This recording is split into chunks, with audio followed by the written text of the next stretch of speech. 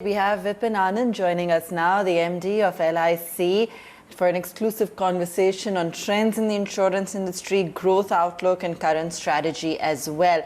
Mr. Anand, thank you so much for joining us. How have the premium collections been shaping up? What's the outlook currently for the industry, given what we've been going through?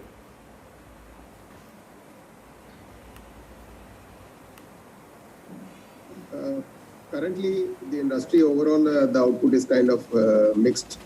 But I would like to take this opportunity to share with you the report card of LIC of India for the last 110 days, so roughly in the current year.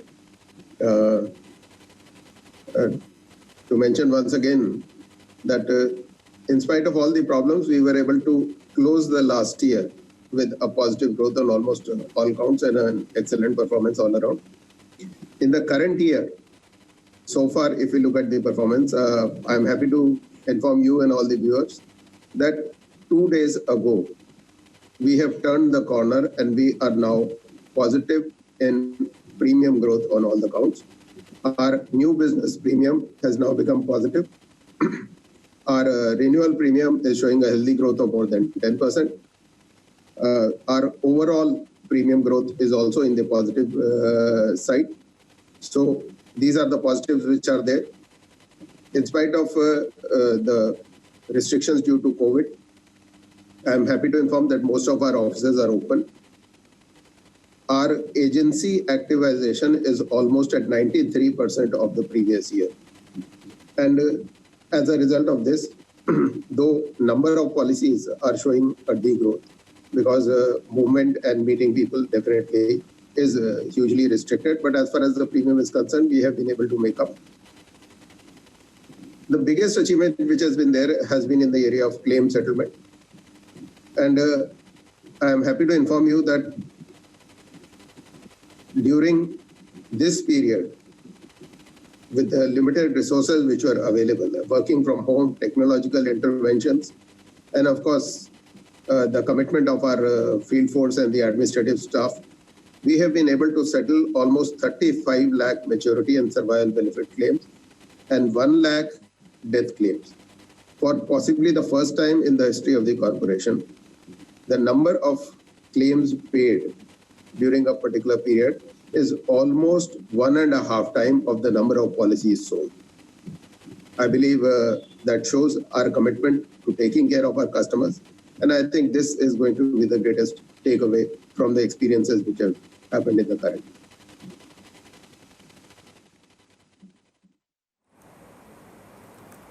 Sure.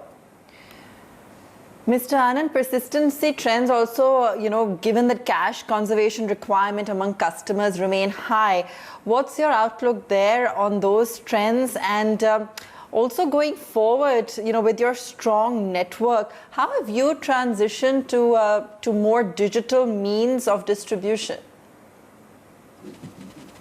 Here again, I would once again like to repeat that our renewal premium collection during the period has been 110% of what it was last year. So things have started moving very fast. I'm exceptionally happy about our performance on the digital front. The digital payments have increased to 58% in number and 104% in the amount collected through digital payments. There has been a substantial positive movement in this direction.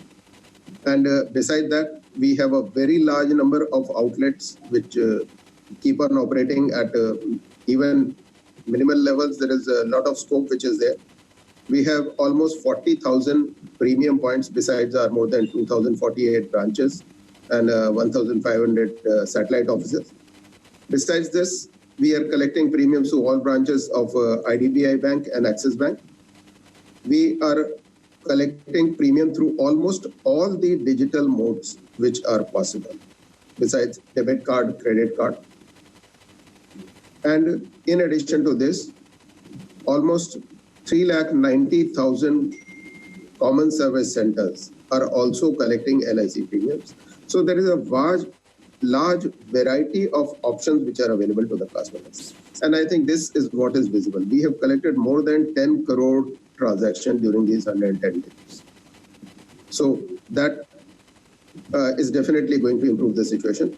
Of course, persistency, if we look at it technically, there would be a slight challenge because the March premium, the April premiums, definitely there would be people who would be holding back because of financial constraints. But overall, I think the position is improving very fast.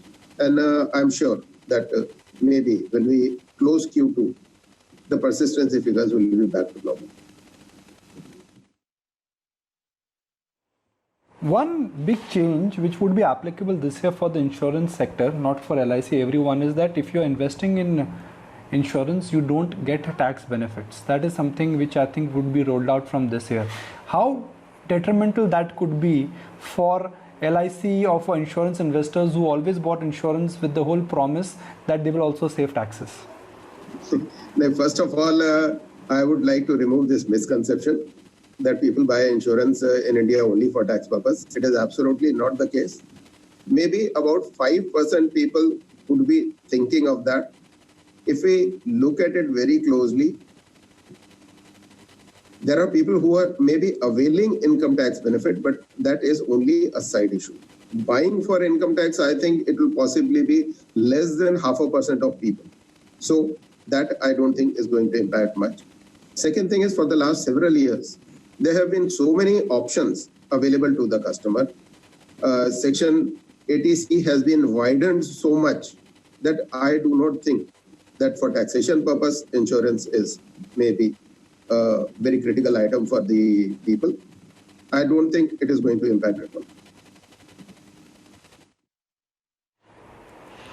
How do you see ULIPs changing, especially at a time when interest rates are coming down, debt yields are coming down? The ULIP is a composition of debt and equity both. So the equity part largely is looking okay right now, but that's volatile. But the debt component is where yields are coming down. How do you see ULIP as a category moving? Yeah, I think the debt option will be slightly unattractive. But at this point of time, equity is a good bet. And still, a lot of stocks are available at good valuations. And I think that for some time to come, there is going to be volatility in the market, which will give opportunities for entering the market at lower levels. And as a result of which, maybe the growth fund in the ULIP could do better at this point of time. And then there is always a switching option available for the customer, as and when the market starts moving the other way. Because today, debt rates may be low, but I think once the economy starts picking up, once again, there will be demand for debt and the rates will maybe slightly improve. So in the long run, even debt may not be a bad idea, but for the currently, I would suggest that whoever is entering ULIP should enter maybe in the growth fund. A very dynamic management of the ULIP funds. So that is going to be critical to give a reasonable return to the customer. Could you broadly tell us that how will this financial year for LIC be different from the last financial year, both in terms of growth, market share, policies, and also investments? You see, last financial year got hugely dented at year end. So there are two things which are going to be there. This year, the damage has occurred at the beginning of the year. So there is a vast difference in the volumes which will be impacted. And secondly, this has led to a development of a lot of systems, processes, IT initiatives, work from home strategies, which will make sure that even if there is this continues for a longer period, or even if there is some other kind of disruption, we are better prepared for dealing with it. I'm sanguine that the current year is going to be much, much better than the last year as far as our business performance. Sure. Mr. Anand, private players have hiked their term rates by around 30% owing to the increase in reinsurance rates. Wanted to understand, how is it that you see pricing of term rates going forward, and is this uptake a trend in place, would you say? If you remember last time also I had mentioned about this, that the term rates which the private companies have been offering for some time are not really viable. And that is what has come true now that the reinsurance companies have decided to hike their rates. In fact, I believe you could call it, whether you call it predatory pricing or whether you call it shifting the customer acquisition cost to the premium part, because of which the private companies were offering rates which are totally unviable. Now the market, I would say that the term premium market has now corrected itself. And if you look at the term premium in today's date, I believe LIC is offering the most competitive term premium, whether you look at 1 crore or above. And we are getting a result of this also. In fact, some time ago, we got one single online term policy of 27 crore rupees. That shows the kind of confidence which customers really have in this kind of a product, where the outgo could be far more than the premium which the insurance company considers. So the trust in the company becomes very critical in large sum assured policies bought on the term platform. And here, I think, with the current standard of premium, today, most of the larger private companies who were selling large amounts of term assurance are offering higher online term rates than LIC Open.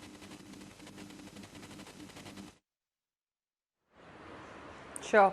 I have to ask you this, since the government has kickstarted its divestment process, what's happening on the IPO? How prepared are you? Just wanted to understand where things stand as of now. You see, IPO is actually to be handled by the concerned government department, that is DIPAM. Our job is to provide all the background information, and as and when any regulatory issues come up, we have to deal with them. And as a team, along with the government, LIC is moving forward in this direction. And things are moving, I think, in the proper manner and at the right pace, considering the kind of limitations which are there currently. But we are moving forward.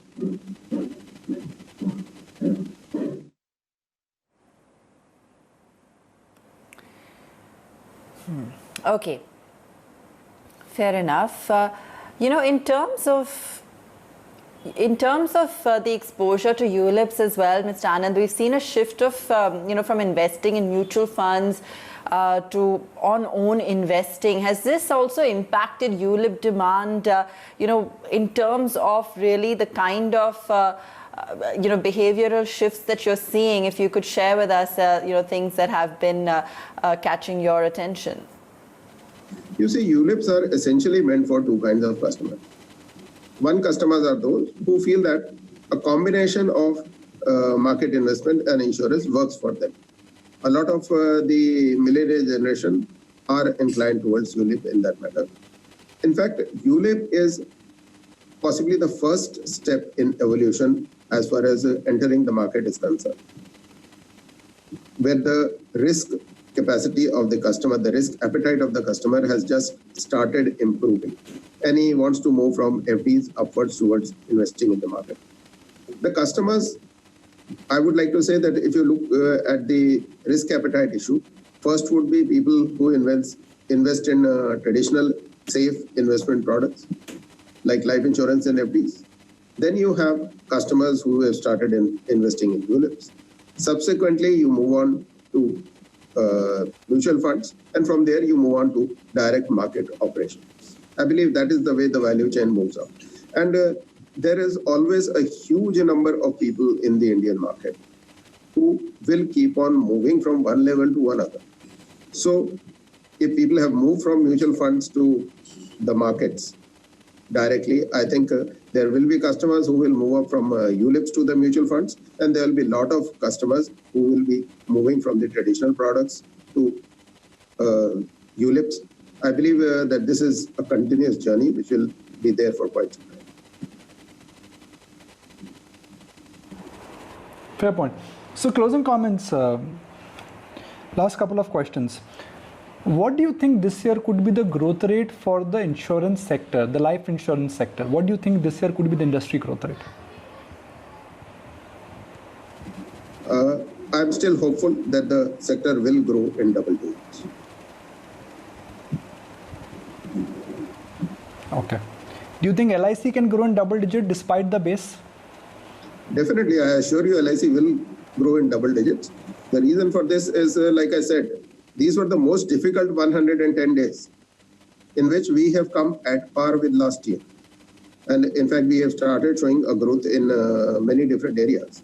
If you look at the month of July, there is a growth of more than 40% in premium income so far in the last 20 days. We are moving very fast. We have sorted out the issues which the current environment has put before us. And especially, I would like here to take this opportunity to mention the great contribution made by our field force, the agents, the development officers, the marketing officials, as well as the administrative staff who have, under very trying circumstances, put their heart and soul and tried to fulfill our commitment of Yoga Kshemam Vahamaya. Like I said earlier, 150% in number of claims over number of policies. We have sold more than 25 lakh policies in this period, and we have settled almost 36 lakh claims in the current year. If we can do this in these kind of circumstances, I think when the circumstances improve, what we are capable of doing is tremendous. I have absolutely no qualms, no concern about any issues which we may not be able to solve. I've heard some nice and fantastic stories and heartwarming stories of what LIC agents have done in this difficult crisis. A final question, it's more like a personal thought. Because of better medical care, because of better availability of diagnosis, the average living or the average lifespan is increasing. If the average lifespan is increasing, that means the current policy holder, not only an LIC holder, but for other insurance companies also, will actually be holding the policy for long.